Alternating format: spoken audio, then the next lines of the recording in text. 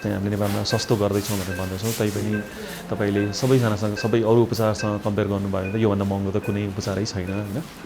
अनि अब ठ्याक्कै यति उति लाग्छ भनेर त अहिले नै मलाई भन्न त्यो पनि गाह्रो छ। तर हामीले 2 जना बिरामीको जुन हामीले गऱ्यौँ पहिला र त्यसबाहेक भने हाम्रो आफ्नो इस्टिमेसन हामीले जुन चाहिँ हाम्रो एउटा हिसाब गरेको थियौँ अपरेसन गर्नुभन्दा अगाडि जाँच, अपरेसन गर्दा र अपरेसन गरेपछि यहाँ डिस्चार्ज हुन्छसम्म, त्यो हेर्दाखेरि चाहिँ हामीलाई नेपालमा चाहिँ 25 देखि 30 लाखको बिचमा चाहिँ प्रायः सबै केसलाई हुनुपर्छ जस्तो लाग्छ।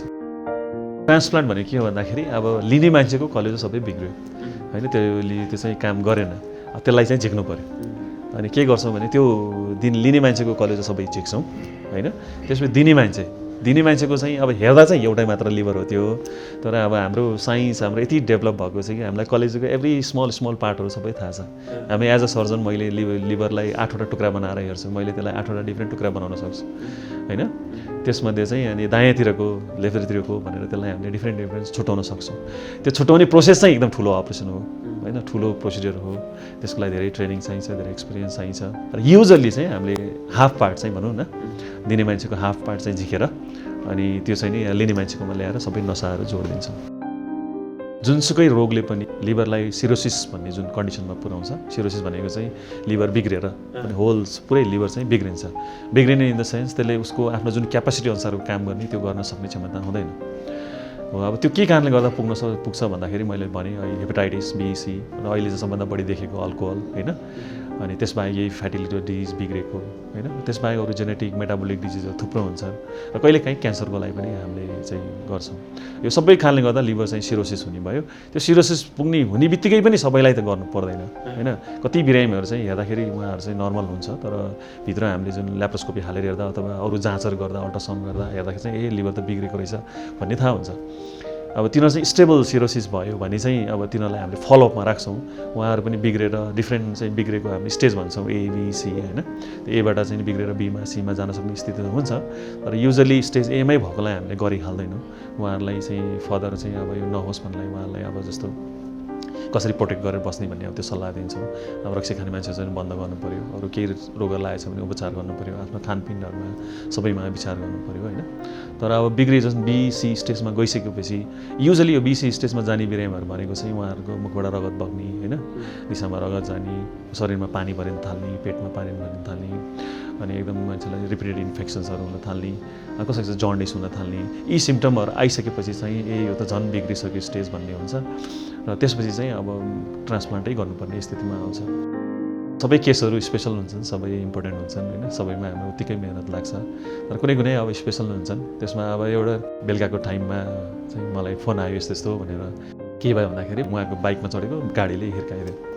त्यसपछि अब चिनेको उहाँले फोन गर्नुभयो, दौडी इमर्जेन्सीमा हुनुहुन्थ्यो, अब आफ्नो प्लान चेन्ज गरी भरे अब बिरामी एकदमै सक, बिरामी चाहिँ अब जाने जस्तै स्थितिमा हुनुहुन्थ्यो। अनि हामीले ब्लड सेल एनालाइज गऱ्यौँ, सबै गऱ्यौँ, अब सिटी स्क्यानहरू पनि गऱ्यौँ फटाफट। अनि अब यो एकदमै मेजर ट्रमा थियो उहाँको लिभरको, एराउन्ड 10 बजीतिर चाहिँ हामीले सुरु गऱ्यौँ। अनि उहाँको आधा भाग चाहिँ लिभर चाहिँ काटेर फाल्नु परेको थियो। अपरेसन अब गाह्रै भयो, पेटभरि ब्लड थियो होइन, तर अल्टिमेटली उहाँ बस्नुभयो, आइसियुमा पनि 1-1.5 महिनै बस्नुभयो। जे भए पनि यत्रो लाग्यो, स्टार्ट त भयो भनेर खुसी भएँ। एकजना हाम्रो पत्रिकालाई म एकदम खुसी भएर मनमा नै त्यो भनेको, उहाँले हेडलाइनमै लेखिदिनु भयो फुटबलमा गोल हाने जस्तै भनेर होइन। त्यही भएको थियो मलाई हुन त होइन, अब कराउन त, तर जे होस् त्यस्तै फिल भएको थियो होइन। एटलिस्ट मैले आई स्टार्टेड भनेर। अनि सबभन्दा पहिला आफ्नो मिसेसलाई फोन गरेँ मैले, अनि भयो जे होस् भनेर, उनी हो सबभन्दा पहिला अब सबभन्दा बढी खुसी हुने मान्छे त होइन। तर अब त्यो भयो मात्र भएन, त्यसपछि ब्याक अफ द माइन्डमा त अपरेसन त भयो, अब कस्तो होला, पोस्ट अपरेटिभ अब आउटकम, बिरामी ठिक होला नहोला, घर जाला नजाला, त्यो यति धेरै थियो ब्याक अफ द माइन्डमा टेन्सन भयो कि त्यो भएको भोलिपल्टै मलाई यति धेरैबाट फोन आयो होइन। मैले चाहिँ प्लिज भर्खर भएको छ, हप्ता 10 दिन चाहिँ स्टेबल नभइकन मलाई केही बोल्न हुँदैन, मैले एभोइड गरेर थिएँ कि। आइसीको टिम साथीभाइले पनि एकदम राम्ररी हेर्नुभयो र अल्टिमेटली उहाँ एकदम राम्रो भएर जानुभयो। उहाँ सधैँ मलाई भेट्न आइरहनुहुन्छ होइन, सधैँ भेट भइरहेको हुन्छ। अनि अब उहाँलाई देखेपछि, उहाँको फ्यामिली देखेपछि आनन्द आउँछ, उहाँको सानो बच्चाहरू फ्यामिली देखेपछि थ्याङ्क गड राम्रो भयो भनेर। सबै बिरामीलाई त्यस्तै होस् भन्ने चाहन्छौँ के अरे, अब कहिलेकाहीँ लस हुन्छ होइन, जति गर्दा पनि। कति चाहिँ एकदमै अब हाम्रो यहाँ चाहिँ नि अब लिभरको चाहिँ कति लेट आइपुग्छन् कि बिरामीहरू, अनि भर्खर यङ मान्छेहरू पनि एकदम ढिला आइपुग्छन्, अनि अपरेसन गर्ने जुन स्टेजको हुन्छ त्योभन्दा बाहिर पुगिसकेका आउँछन्। अनि आश गरेर आउँछन् मान्छेहरू, कति टाढाबाट पनि आउँछन् मान्छेहरू। तर हामी कहाँ आउँदाखेरि चाहिँ अब केही गर्न नसक्नु, आफूलाई पनि कहिलेकाहीँ नरमाइलो लाग्छ। बिरामीमा आउनुभयो, कहिले दिने मान्छेको मिल्दैन, कहिले आउने सबै मिल्छ, पैसा छैन होइन, कहिले कानुनी मिल्दैन। कमसेकम जुन फर्स्ट केस भयो त्यो बिचमा मैले एटलिस्ट 12वटा जति पेयरहरू चाहिँ मैले इभ्यालुएट गरेको थिएँ होइन। कोही मान्छे आएर डराएर जानुभयो, फेरि इन्डिया जानुभयो होइन। धेरै गाह्रो, कतिलाई अब काउन्सिलिङ गर्नु पऱ्यो। अनि अब त्यो बिचको अलमोस्ट लाइक लाइसेन्स पाएदेखि फर्स्ट भयो क्या, हाम्रो 4 महिना लाग्यो क्या। त्यो डिस्करेजमेन्ट मनमा नै अब त्यो त गाह्रो त त्यो मैले आई क्यान फिल होइन। तर त्यही भिडमा पनि कतिजना मान्छेहरू छन् होइन, कोही यस्तो सपोर्ट गर्ने, ल चाहिँ यो मान्छेले गर्न सक्छ, हेल्प गर्नुपर्छ, नभए त कसरी यहाँसम्म आएको होइन। अनि अलिकति चाहिँ जो मान्छे लाग्छ उसले चाहिँ अरूमा कन्फिडेन्स देखाउन सक्नु पऱ्यो होइन, उसले प्रुभ गर्न सक्नु पऱ्यो कि मैले यो गर्न सक्छु भनेर। अनि मलाई साथीभाइहरूले विश्वास गर्नुभयो। किन गर्नुभयो भने त मैले मेरो बाँकी जुन पहिला काम गरेको छु त्यो काम हेराइ मेरो जुन हेरेर पछि यो मान्छेले गर्न सक्छ, हामीले ट्रस्ट गर्न मिल्छ भनेर भन्यो नि।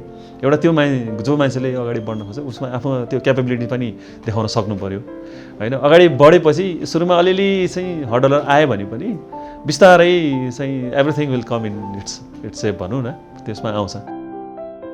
अबको हाम्रो टार्गेट के छ भने जो एकदमै पैसावाला छन्, जान सक्छन्, उहाँहरूलाई के त्यति धेरै फरक नहुन जान्छन् होइन। तर एटलिस्ट एउटा चाहिँ मिडल क्लास जुन भन्छ नि, जसमा अलिअलि पैसा छ, नेपालमै भइहाल्यो भने गर्न सक्ने त्यो पपुलेसन धेरै छ। ट्रान्सप्लान्ट मान्छेले के बुझ्न जरुरी छ भने लिभर ट्रान्सप्लान्ट डेभलप गर्दाखेरि यो लिभर ट्रान्सप्लान्ट यो मात्रै डेभलप हुँदैन। जस्तो लिभर ट्रान्सप्लान्ट जुन चाहिँ हस्पिटलहरूमा हुन्छ त्यो हस्पिटलको सबै सेवाहरू त्यही अनुसारले चाहिँ इम्प्रुभ हुन्छ। कसरी भन्दाखेरि लिभर ट्रान्सप्लान्टलाई चाहिने जुन लेभलको स्ट्यान्डर्डको जुन चाहिँ हाम्रो उपचारहरू भनौँ, सेवा भनौँ, त्यो एकदम हाइएस्ट लेभल अफ चाहिन्छ। आइसियू भित्रको चाहिने सामानहरू, केयरहरू एकदम हाइएस्ट लेभलको स्ट्यान्डर्ड हुनु पऱ्यो। रेडियोलोजीको सर्भिसहरू त्यस्तै हुनु पऱ्यो, एनेस्थेसियाको सर्भिस त्यस्तै हुनु पऱ्यो होइन। हाम्रो चाहिँ इन्फेक्सन सबै हुनु पऱ्यो, इभन डाक्टरहरू छन् सबैजना पनि त्यही अनुसारले ट्रेन हुनु पऱ्यो। त्यो सबैजना चाहिँ सबैतिरबाट चाहिँ ओभरअल डेभलप हुनु पऱ्यो। तर फाइदा कहाँ हुने भयो अल्टिमेटली 5-10टा वर्षपछि त भन्दाखेरि सबै डिपार्टमेन्ट सबैतिर फाइदा हुने भयो। अहिले मेन त अहिले मेरो अब फोकस चाहिँ लिभर ट्रान्सप्लान्टलाई नै अब इस्टाब्लिस गर्नु पऱ्यो होइन। अहिले अब मैले भनिहालेँ कमसेकम मलाई 2-3 वर्ष त लाग्छ यो चाहिँ इस्टाब्लिस भयो भन्नलाई। अलि धेरै मेहनत गर्नुपर्ने छ, जति सक्यो पेसेन्टको आउटकम चाहिँ राम्रो गर्नु पऱ्यो। अब मैले सबै 100% राम्रो हुन्छ भन्ने छैन, तर जति सक्दो चाहिँ हामीले चाहिँ राम्रो आउटकम दिलाउनु पर्ने छ। अनि 2-3 वर्ष यो इस्टाब्लिस भइसकेपछि चाहिँ अब म आफू चाहिँ अब जिआई सर्जन, जिआईमा पनि मेरो मेन फोकस चाहिँ हिपाटोबिलियरी प्याङ्क्रियास भन्छ, लिभर प्याङ्क्रियास बिलियरी होइन। अब त्यसको लागि डेभलप गर्नलाई चाहिँ म लागेको छु। अनि मेरो अल्टिमेट गोल भनेको चाहिँ अहिले जसरी हाम्रो स्पेसियालिटी डेभलप भएको छ नि, अब हाम्रो जिआई जनरल सर्जरीमा पनि युरोलोजी, जिआई सर्जरी, प्लास्टिक भनेर न्युरो सर्जरी त्यसरी डेभलप भएको छ। त्यसमाथि म जिआई सर्जन, त्यसमाथि अब यसो अझ एचपिबी भनेर मैले यसलाई चाहिँ लङ टर्ममा चाहिँ यसलाई डेभलप गर्न खोज्दैछु। मैले भने नि अब एउटा फुटबल खेलाडीलाई नेपालमा म वर्ल्ड कप खेल्छु भने जस्तै हो त्यो हाम्रो लागि होइन। एउटा लिभर प्याङ्क्रियास सर्जनले, एउटा जिआई सर्जनले चाहिँ म लिभर ट्रान्सप्लान्ट चाहिँ इस्टाब्लिस गर्छु भन्नुको अर्थ चाहिँ एउटा फुटबल खेलाडीले चाहिँ म भोलि चाहिँ वर्ल्ड कप खेल्छु भने जस्तै हो। स्टार्टिङ चाहिँ म 2009 यहाँ चाहिँ फ्याकल्टी भएर जोइन गरेपछि चाहिँ अब विदेश पढ्न जानुपर्छ भनेर आफ्नो ट्रेनिङको लागि म खोज्दै जाँदाखेरि मैले अस्ट्रेलियाको चाहिँ त्यसको लागि पनि भरेको थिएँ। त्यहाँ मैले पाएँ। त्यहाँ चाहिँ उहाँहरूले मलाई त्यो चाहिँ नि यहाँ अस्ट्रेलियामा आएर ट्रेनिङ गरिसकेपछि के को लागि आउनु लाग्नुभयो भनेर उनीहरूले एउटा सोधेको थियो क्वेसन। मैले चाहिँ त्यति बेला यो लिभर प्याङ्क्रियास यो बिलियरी डिजिजमा मैले 1 वर्षको ट्रेनिङ स्कलरसिप पाएको थिएँ। अनि मैले चाहिँ अब जो अब लिभरमा चाहिँ ट्रेनिङ लिनु भनेको अल्टिमेट हाम्रो टार्गेट सबभन्दा ठुलो कुरा के हो त भन्दाखेरि ट्रान्सप्लान्ट। त्यही भएर मैले चाहिँ मिल्यो भने म नेपालमा चाहिँ लिभर ट्रान्सप्लान्ट सुरु गर्छु भनेर मैले लेखेको थिएँ। त्यहाँ गइसकेपछि सबै एकचोटि यो ट्रेनिङको लास्टतिर मैले एउटा यो लिभर ट्रान्सप्लान्ट हुने सेन्टरमा पनि गएँ। त्यहाँ हेरेँ अब यो फिजिबल छ कि छैन सबै कुरा बुझेँ। एकदमै गाह्रो जस्तो लाग्यो, तर पनि सोचेँ अब ट्राई त गरौँ न के हुन्छ र भनेर।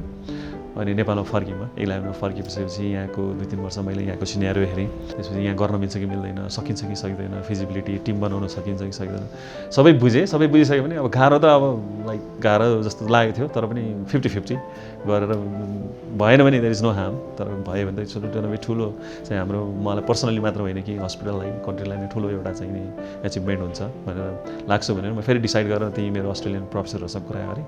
म ट्रान्सप्लान्ट सिक्न आउँछु भनेपछि उहाँले मलाई बोलाउनु भयो र 2014मा म 1 वर्षको लागि फेरि लिभर ट्रान्सप्लान्ट सिक्न गएँ त्यहीँ अस्ट्रेलियामै। त्यहाँ गइसकेपछि अब पहिला त खासै धेरै एक्सपोज भएको छैन, सेकेन्ड टाइम एक्सपोज हुँदाखेरि चाहिँ अब त्यसपछि झन् अझ कति गाह्रो रहेछ भन्ने भयो। तर गर्दै गएपछि नसकिने भन्ने केही पनि हुँदैन भन्ने भयो। अनि 2015 जनवरीमा म फर्केको हुँ। अनि अब त्यसपछि के गर्ने त अब मैले गर्छु मात्र भने कतिजनालाई गएर सुनाइ अब कतिजनाले त अब हाँसेर उडाउनु पनि भयो होइन नेपालमा ट्रान्सप्लान्ट हाँस्छु न भनेर तै पनि मैले मनमा के सोचेँ भने अब धेरै अब ठुलो काम गर्दा सुरुमा यस्तै हुन्छ अनि एटलिस्ट म चाहिँ यो टिम चाहिँ बनाउँछु अब एक्लै भएर भएन एउटा फुटबलको टिम भने जस्तै ट्रान्सप्लान्टलाई पनि एटलिस्ट सर्टेन मान्छेहरू चाहिँ ट्रेन हुनैपर्छ होइन त्यसपछि म अनि आफ्नो साथीभाइहरूलाई काउन्सिल गरेर साथीभाइहरूलाई फकाउँदै ट्रेनिङको पनि मैले आफैले मिलाउन थालेँ कतिजनालाई अनि यो 2-4 वर्षमा 2-3 वर्षमा त्यही भयो यो ट्रेनिङ गर्ने होइन कोही अस्ट्रेलिया जानुभयो कोही अमेरिका जानुभयो कतिजना इन्डिया जानुभयो अनि पछि सर्ट टर्मको लागि त कति थुप्रोजना जानुभयो कमसेकम 25-30 जना जति हामी ट्रेनिङको काम पनि भयो अब साइड बाई साइड अब ट्रेनिङले मात्र भएन यहाँको हाम्रो इन्फ्रास्ट्रक्चर डेभलपमेन्ट गर्नुपर्ने त्यसको लागि पनि ठुलो बजेट चाहियो पैसा चाहियो होइन अनि मैले हेल्प पाएँ उहाँबाट मन्त्रालयबाट पनि हेल्प भयो पैसा पायौँ हामीले यो डेभलपमेन्टको लागि त्यसपछि अनि हाम्रो यो सर्जिकल एनास्थेटिक होइन आइसियू सबै हामीले 1.5 वर्ष जतिमा त्यो सबै सकायौँ यो सबै यो प्रिपेरेसन गर्ने मलाई भनौँ न 2015 जनवरीमा फरेको अलमोस्ट लाइक 4 वर्ष स्टार्टिङमा कमसेकम 8-10 वटा चाहिँ यो एक्सपिरियन्स टिमले सपोर्ट गर्नुपर्छ क्या उहाँहरूलाई बोलाएर नगरिकन हुँदैन यो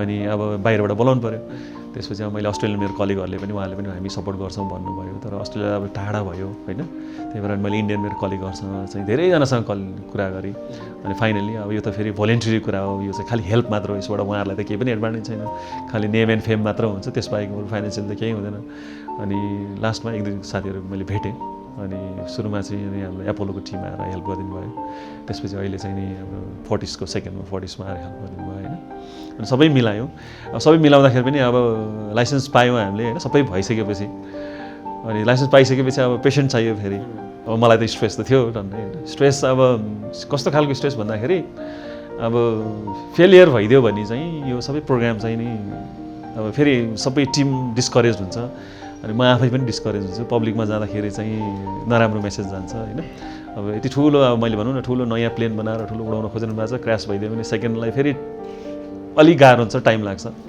फेरि अब यस्तो भइदिइहाल्यो भने फेरि यो स्टार्ट हुन अर्को 8-10 वर्ष जाला भन्ने त्यो डर मनमा चाहिँ थियो होइन अनि अब राम्रोसित म त अब अघिल्लो दिन त सुत्न पनि सकेको थिइनँ होइन टेन्सन अब हुनै थियो अब अझ त्यसमाथि मलाई लिने भन्दा पनि दिने मान्छेको उसको चाहिँ हेल्थ भन्दै झन् मलाई एकदमै डर थियो होइन अनि लकिली सबै स्मुथ भयो टाइम लाग्यो फर्स्टमा अब स्मुथ भयो राम्रो भयो अब धेरैलाई त फर्स्ट टाइम होला हो नेपालमा के हो भन्ने एउटा त्यो त हुन्छ त्यही भएर म चाहिँ हाम्रो फर्स्ट बिरामी डोनर रिसिपिएन्ट उहाँहरूप्रति जहिले आभारी छु कि होइन उहाँहरूले ट्रस्ट गरिदिनु भयो नि त धेरै ठाउँबाट पोजिटिभ रेस्पोन्स पाएको छौँ अब एटलिस्ट 2-4 वटा केही भइसकेपछि हामीले पनि हामीले गर्न सक्छौँ भनेर भन्ने ठाउँ पायो नि त होपफुल्ली हामीले पाउँछौँ होला केही न केही सहयोग पाउँछौँ मैले एक्सपेक्ट गरेको चाहिँ एटलिस्ट जस्तो किडनीले 5 पाउँछ भनेपछि किडनीभन्दा धेरै कम्प्लिकेटेड छ धेरै महँगो छ होइन एटलिस्ट 10-15 लाखसम्म एउटा बिरामीले त्यति मात्र पायो भने पनि बिरामीलाई त बाँकी आफ्नो 5-10 लाखमा त सबै काम सकिन्छ त्यो भन्यो भने त बिरामीले 5-10 लाखमा आफ्नो ट्रान्सप्लान्ट गर्न पाउँछ भनेको त सायद संसारमा सबैभन्दा सस्तो चाहिँ लिभर ट्रान्सप्लान्ट सेवा हुन्छ यो मेरो नेक्स्ट ठुलो चाहिँ एउटा मैले गर्नुपर्ने काम यो छ धेरै ठाउँमा मैले कुरा उठाइ पनि सकेको छु र सहयोग हुन्छ जस्तो लाग्छ एउटा चाहिँ अब लिभर ट्रान्सप्लान्टको पेसेन्टहरूलाई त्यसैको लागि चाहिँ यो ठुलो एउटा चाहिँ नि उपलब्धि हो उहाँहरूले सेवा पाउने भयो होइन त्यसबाहेक चाहिँ मैले भने नि यसको इफेक्ट चाहिँ हुन्छ नि हालो इफेक्ट भनौँ यसले गर्दा हुने यो सबै डिपार्टमेन्टमा एकदम राम्रो हुन्छ भोलि मैले भनौँ अहिले हामीले लिभर ट्रान्सप्लान्ट चाहिँ इस्टाब्लिस भयो भने हामीले एकदम जटिल खालका कम्प्लेक्स केसहरू हाम्रो त्यो एनेस्थेसियाको डाक्टर साहबहरूले त्यसमा गर्न सक्नुहुन्छ सर्जनहरूले गर्न सक्छन् हो अनि एकदम कम्प्लेक्स जुन एकदम कम्प्लिकेटेड छ आइसियूमा जान्छन् आइसियूमा त्यसको उपचार अझ राम्रो हुनसक्छ रेडियोलोजीमा अब कति कुराहरू आजभोलि इन्टरभेन्सन रेडियोलोजी भन्ने आएको छ होइन कति कुरा रेडियोलोजीको डाक्टर साहबहरूले ट्रिटमेन्ट गर्न सक्नुहुन्छ त्यसको इम्प्रुभमेन्ट हुन्छ यसलाई चाहिने जुन हामीले डेभलप गर्छौँ त्यसले अरू बिरामीहरूलाई फाइदा हुन्छ होइन जस्तो आइडीको इन्फेक्सियस डिजिजको भनौँ होइन उहाँहरूको त्यो इम्प्रुभमेन्ट हुन्छ एनेस्थेसिया मोस्ट मोडर्न एनेस्थेसिया हामीले डेभलप गर्दैछौँ यसको लङ टर्म इफेक्ट चाहिँ सबैलाई राम्रो हुन्छ